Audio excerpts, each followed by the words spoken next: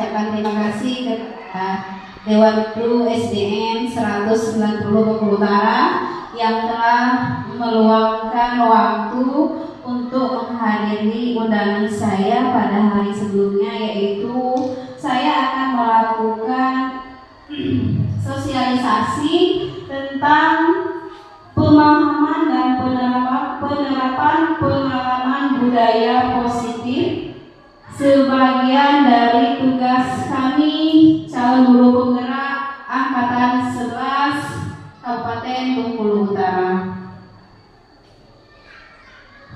Baik Bapak Ibu guru semuanya, sebelum kita masuk ke dalam materi, terlebih dahulu saya akan menjelaskan tentang pendidikan menurut Ki Hajar Dewantara. Jadi, menurut Ki Hajar Dewantara, pendidikan itu bertujuan untuk menuntun segala kodrat yang ada pada murid agar mereka dapat mencapai keselamatan dan kebahagiaan yang setinggi-tingginya. Jadi, pendidik itu hanya dapat menuntun kembang tumbuhnya, hidupnya, kekuatan yang ada pada murid, baik itu kodrat alam maupun kodrat zaman. Jadi kita sebagai seorang pendidik itu hanya menuntun kodrat yang ada pada murid kita, yaitu kodrat alam dan kodrat zaman. Jadi tidak ada lagi kita seorang pendidik itu yang harus memaksa kehendak kita, murid harus bentuknya seperti ini, tidak. Jadi kita itu menuntun potensi yang sudah ada pada murid kita sendiri. Baik, selanjutnya budaya positif. Apa itu budaya positif?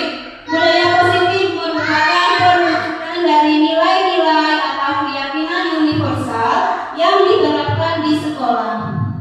Budaya positif dapat mendorong murid untuk mampu berpikir, bertindak, dan mencipta sebagai proses kemerdekaan dirinya sehingga murid mampu mandiri dan bertanggung jawab.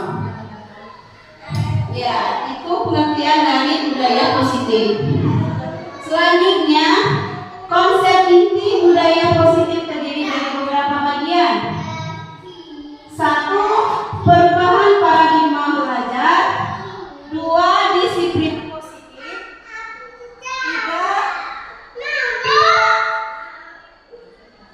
3. Kebutuhan dasar manusia.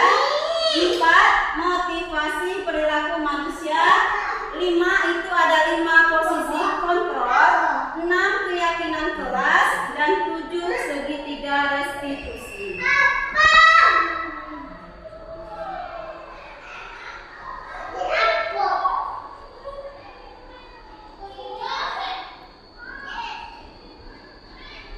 Baik, sekarang kita masuki yang pertama, yaitu pembelajaran dengan paradigma baru.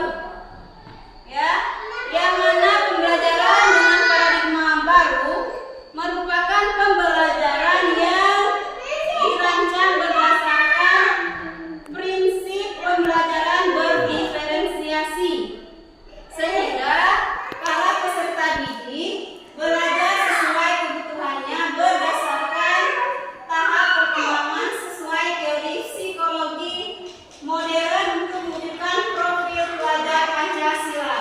Yang mana Bapak Ibu semua, profil pelajar Pancasila itu terdiri dari 6 dimensi, yaitu yang pertama beriman bertakwa kepada Tuhan Yang Maha Esa. Selanjutnya tadi profil pelajar Pancasila itu ada 6 dimensi. Yang pertama yaitu beriman bertakwa kepada Tuhan Yang Maha Esa dan berakhlak mulia. Kemudian ada mandiri, bernalar kritis, berkebinekaan global, bergotong royong, dan kreatif.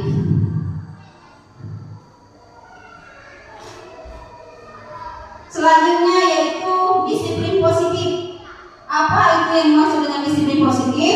Disiplin positif adalah pembiasaan hal yang baik, mencakup sikap dan perilaku maupun tutur kata oleh seluruh warga di sekolah, terutama bagi murid, agar dapat berkembang menjadi pribadi yang kritis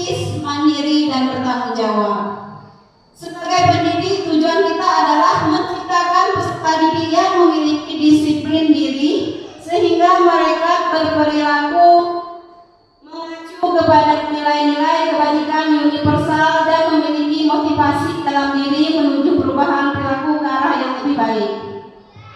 Jadi Bapak Ibu, disiplin positif itu adalah pembiasaan hal-hal yang baik. Contohnya datang ke sekolah tepat waktu, menggunakan pakaian seragam lengkap, kemudian menerapkan program 5S. Nah, dan untuk itu semua sebelum kita mendidikan dengan murid, kita sebagai seorang pendiri terlebih dahulu harus menerapkan pada diri kita sendiri, karena kita seorang pendiri itu adalah merupakan panutan bagi murid kita. Jadi jika kita sudah bercontoh, sudah menjadi panutan bagi murid, insya Allah murid kita ke depannya akan mencontohi apa yang sudah kita terapkan. Baik, selanjutnya yaitu kebutuhan dasar manusia. Nah, Bapak Ibu, kebutuhan dasar manusia itu merupakan sesuatu yang kita lakukan untuk mendapatkan apa yang kita inginkan. Seluruh tindakan yang kita lakukan memiliki tujuan. Semua usaha terbaik yang kita lakukan agar kebutuhan dasar kita terpenuhi dengan baik. Nah, jadi kebutuhan dasar manusia itu ada 5, Bapak Ibu. 1. Bertahan hidup. Itu meliputi makanan, pakaian, tempat tinggal, keamanan dan kesehatan. Kemudian yang kedua, kasih sayang dan rasa aman diterima. Rasa diterima, dipedulikan, berbagi, kerjasama, dan menjadi bagian dalam kelompok.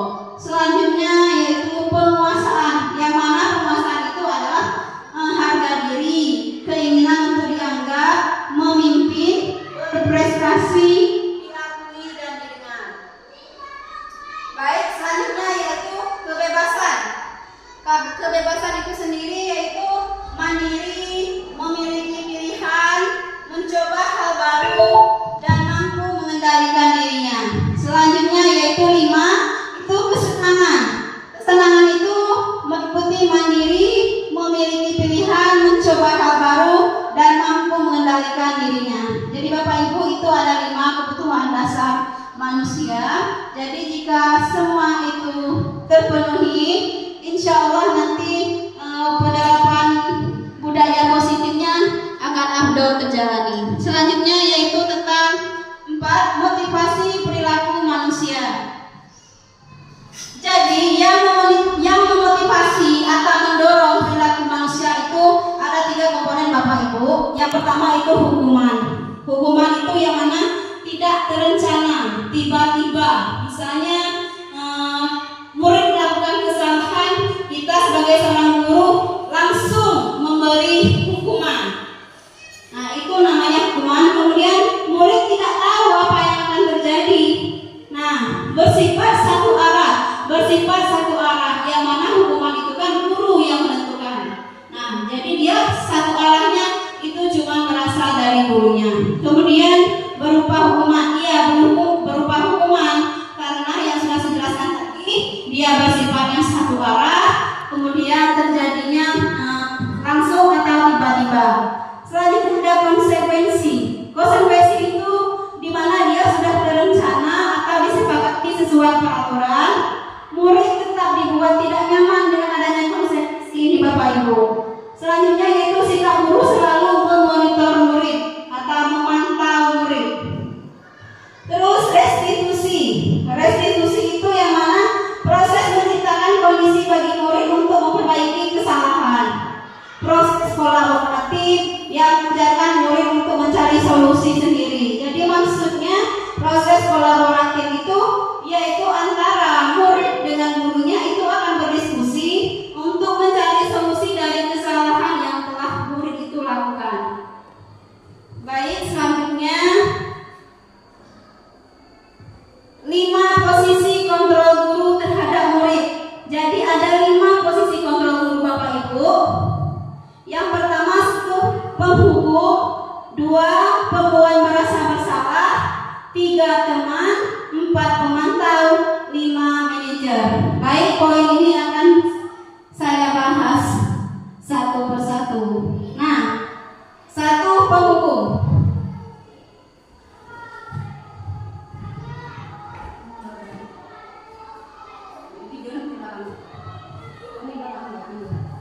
Penghukum itu Bapak Ibu, seorang penghukum bisa menggunakan hukuman fisik maupun verbal. Orang-orang yang menjadi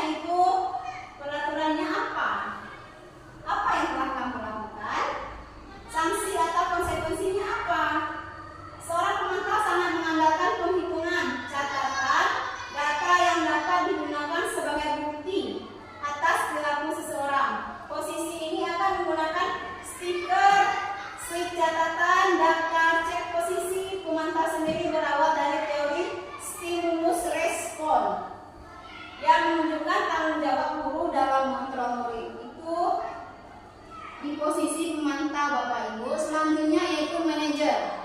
Nah, di posisi manajer itu murid diajak untuk menganalisis kebutuhan dirinya maupun kebutuhan orang lain. Di sini penekanan bukan pada kemampuan membuat konsekuensi, namun dapat berkolaborasi dengan murid sebagaimana memperbaiki kesalahan yang ada. Nah, jadi di posisi manajer itu Bapak Ibu guru, seorang guru dengan murid akan berdiskusi mencari solusi dari permasalahan yang ada. Jadi di antara 5 kontrol tadi, itu posisi yang seharusnya seorang guru terapkan itu adalah di posisi nomor 5, yaitu posisi manajer.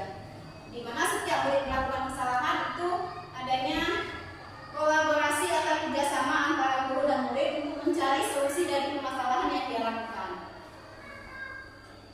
Selanjutnya Bapak Ibu, yaitu 6, keyakinan kelas.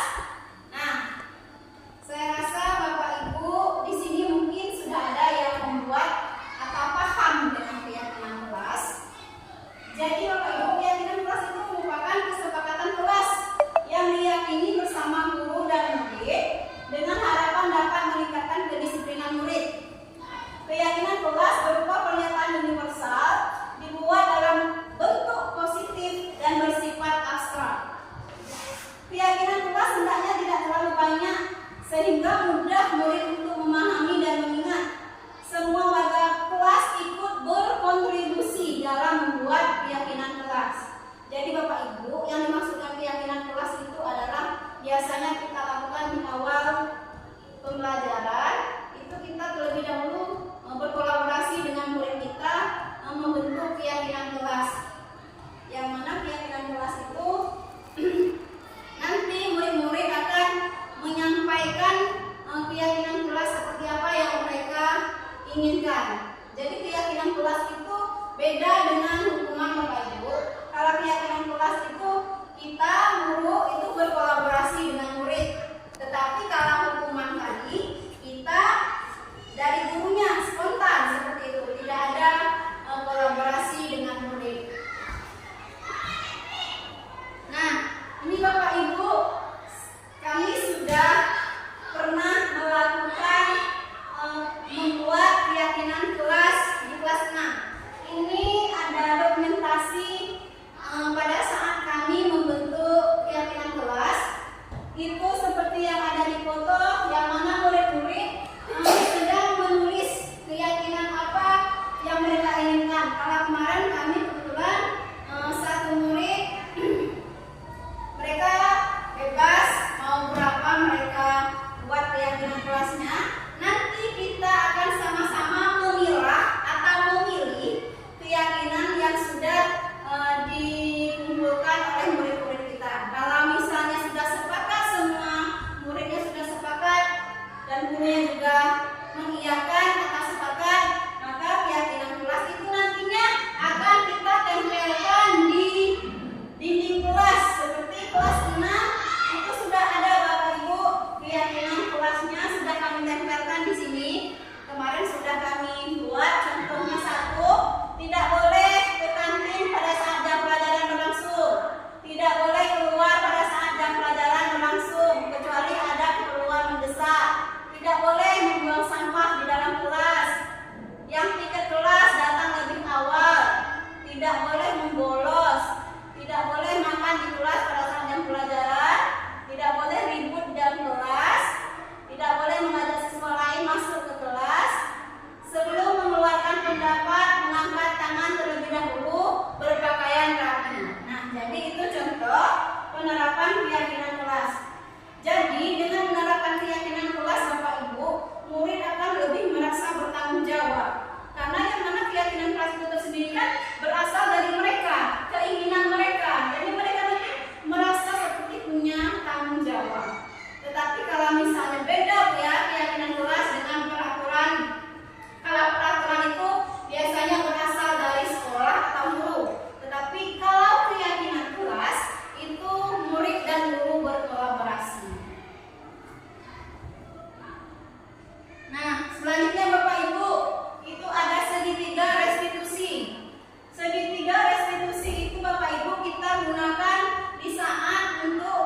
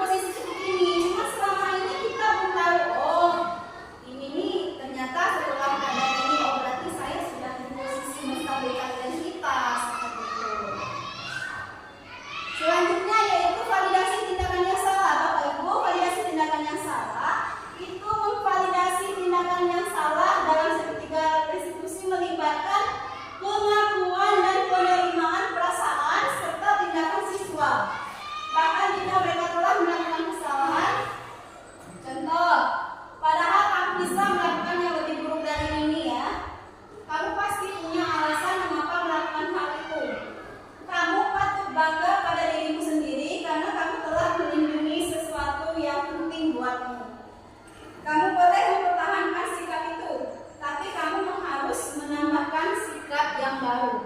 Nah, jika Bapak Ibu sudah pernah mengalami hal ini, berarti Ibu dan Bapak ini sudah pernah di posisi validasi tindakan yang salah. Selanjutnya yaitu menanyakan keyakinan. Nah, inilah tadi kita menanyakan keyakinan itu yang ada pada keyakinan kelas kita. Menanyakan keyakinan itu Bapak Ibu, teori kontrol menyatakan bahwa kita ada pada dasarnya termotivasi secara internal.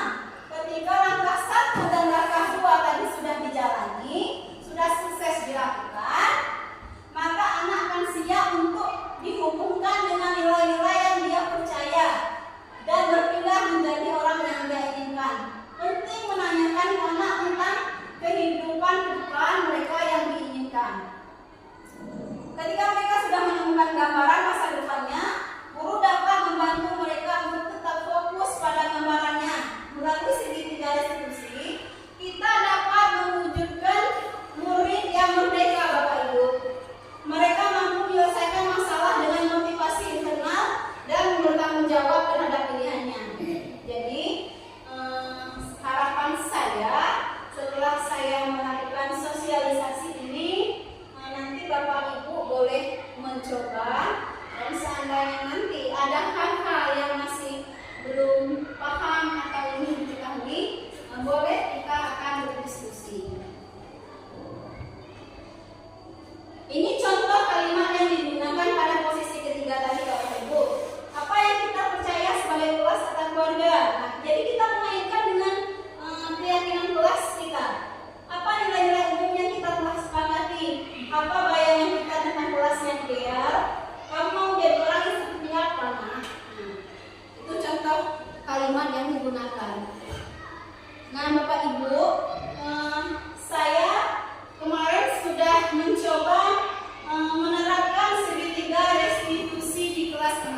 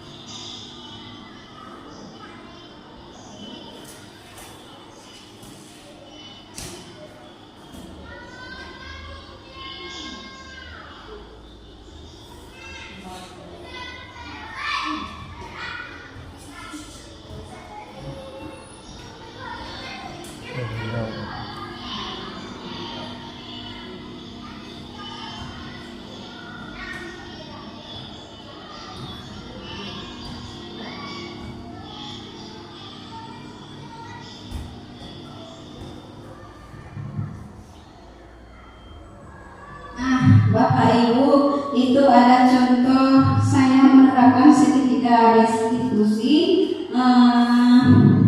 Jadi 3 langkah-langkah segitiga restitusi tadi sudah saya jalankan. Nah, setelah saya menerapkan itu Bapak Ibu, betul. Jadi anak itu kayak dia merasa bertanggung jawab terhadap kesalahan yang telah mereka perbuat. Karena kalau selama ini kan mungkin kita lebih sering berada di posisi penghukum. Begitu anak melakukan kesalahan, kita langsung blok memastikan hukuman. Jadi untuk kedepannya Bapak Ibu, ada baiknya setiap bulan pembelajaran itu kita membuat keyakinan kelas untuk wali kelas. Itu bisa 1 semester misalnya kita 1 kali membuat keyakinan kelas, karena keyakinan kelas ini Bapak Ibu tidak diterapkan waktunya. Boleh Bapak Ibu misalnya muridnya, Bu, kita rombak lagi keyakinan kelasnya Bu, pada saat ini pembelajaran berikutnya boleh seperti itu. Jadi nggak harus kita buatnya 1 kali 1 semester, tidak. Yang mana di sini kita memerdekakan murid Bapak Ibu. Jadi kita seperti yang kata tadi, berdiferensiasi. Jadi murid itu kita tidak menyamakan dalam mengajar. Nah, ini adalah contoh tanggapan murid.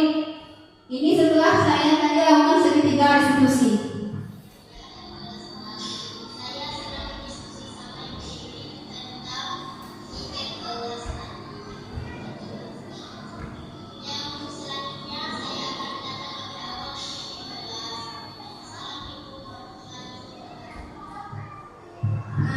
Bapak Ibu, itu adalah contoh tadi. Setelah saya melakukan penerapan itu, saya minta referensi terhadap murid tersebut.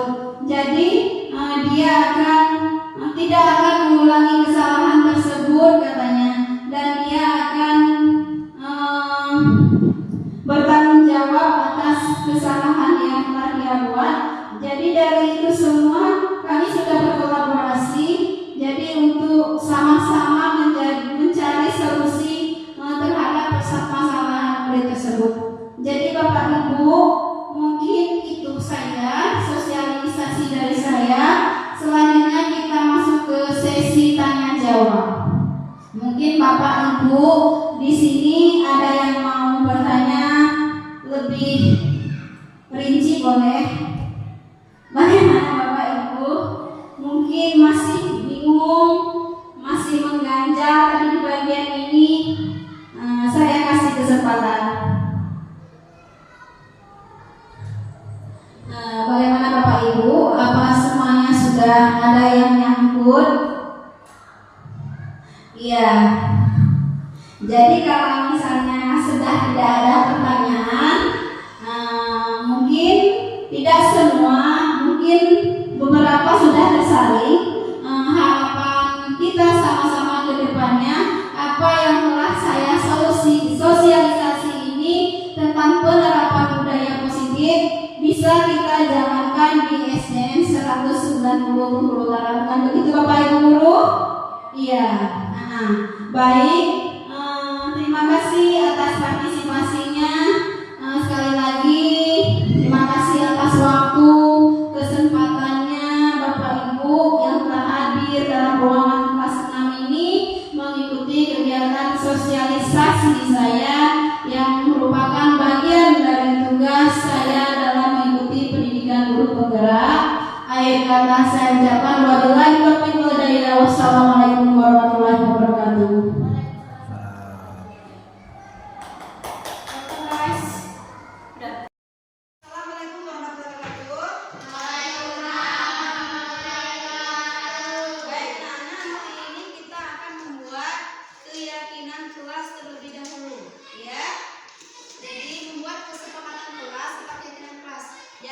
Kesepakatan kelas itu ialah kesepakatan bersama antara kalian sama ibu.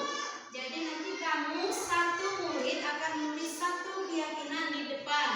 Nanti kita akan pilih ya mana yang kita sepakati, nanti akan kita tempel di dinding kelas. Maaf sebelumnya suara ibu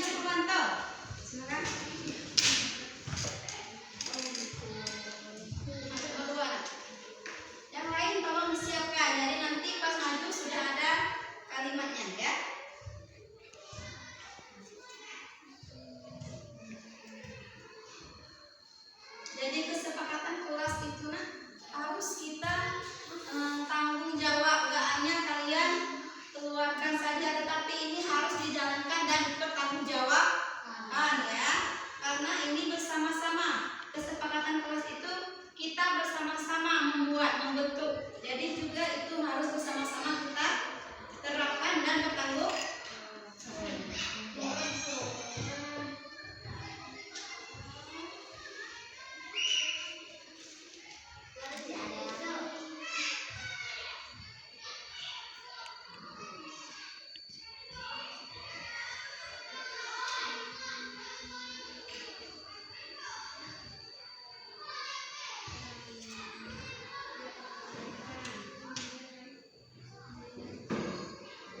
Ya, selanjutnya Natasha.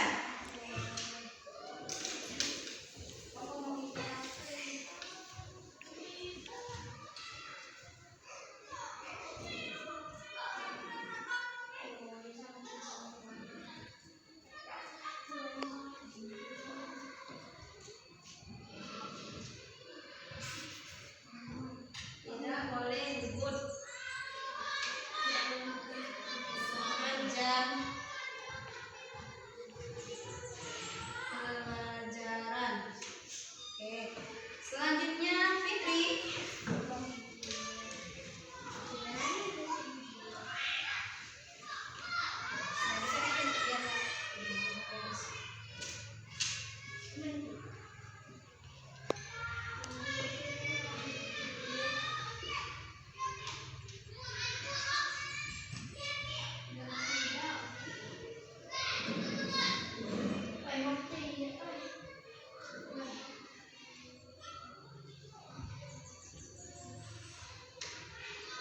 Nanti yang ditulis di depan mohon yang belum kemana tulis ya. Tidak boleh makan di dalam kelas. Ya, selanjutnya Delsi.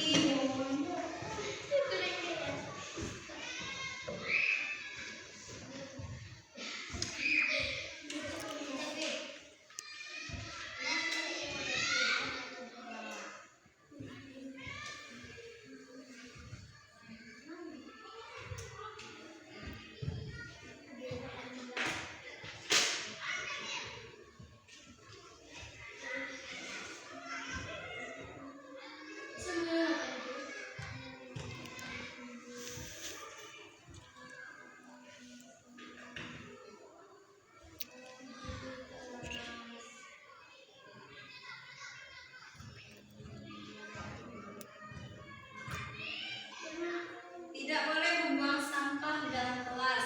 Yang Purwanto tadi jangan buang sampah sembarangan ya. Nanti kita bilangkan dulu. Pak ini Zepi.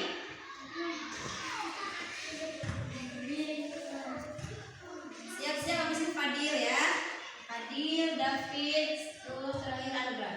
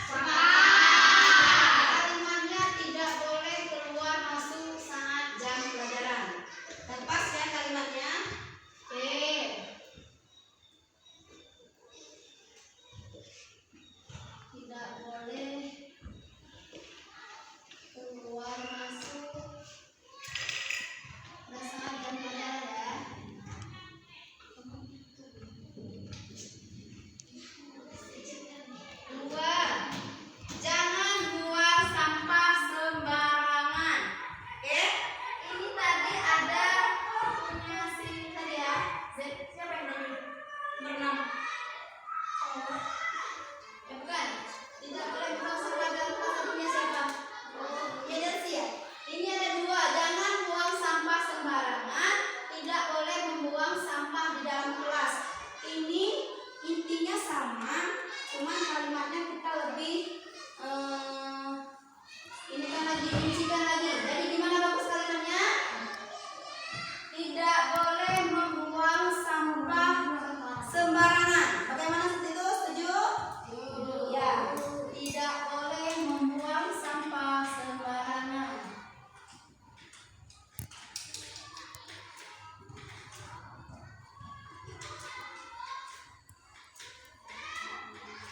Oke, nomor 3. Tidak boleh ribut saat jam pelajaran. Berarti ini masalah ketertiban. Berarti kalimatnya tertib pada saat mengikuti pelajaran. Tertib mengikuti pelajaran. Oke, selanjutnya tidak boleh makan di dalam kelas. Sudah pas? Tidak boleh makan pada saat jam pelajaran ya. Kan tidak boleh makan dalam kelas ya. Berarti kalau lebih nilai kalimatnya tidak boleh makan pada saat jam pelajaran. Tidak boleh makan pada saat jam pelajaran.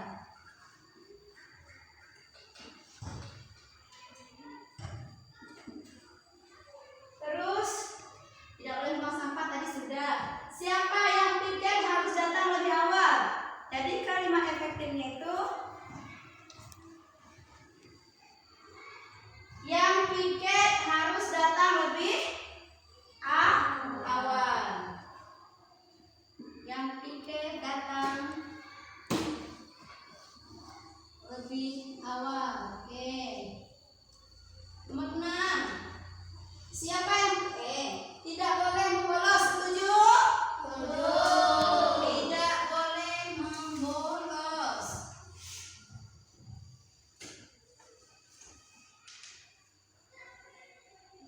Selanjutnya, tidak boleh ke kantin waktu jam pelajaran. Bagaimana? Setuju? Iya, setuju. Tidak boleh ke kantin pada saat jam pelajaran.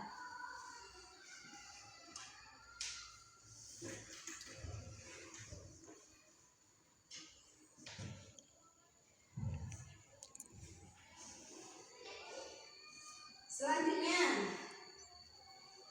tidak boleh mencontek. Setuju? Setuju? Ya, kalimatnya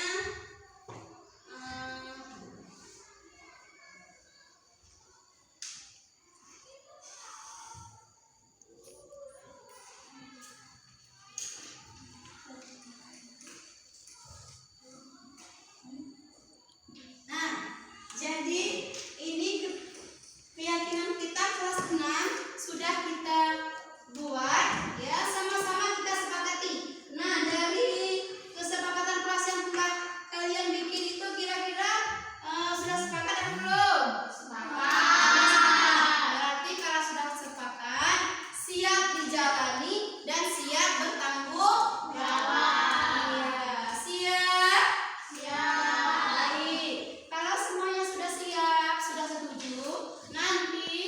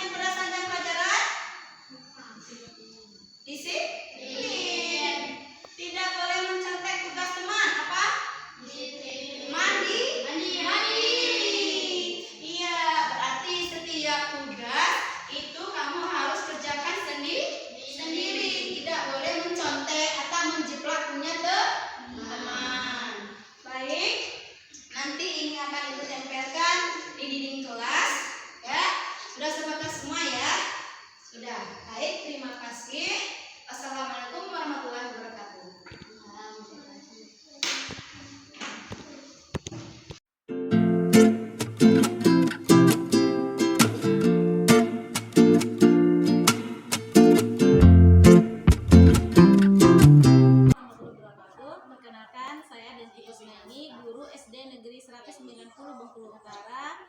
Di sini saya mengucapkan terima kasih kepada Ibu Delti Wiwi sebagai calon guru penggerak angkatan ke-11.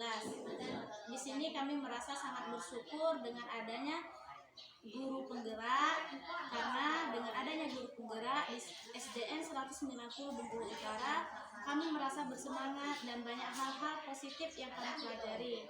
Di mana di sini kami belajar bagaimana menghadapi siswa dengan bakatnya masing-masing, sehingga pembelajaran belajar dengan lancar. Terima kasih. Assalamualaikum warahmatullahi wabarakatuh.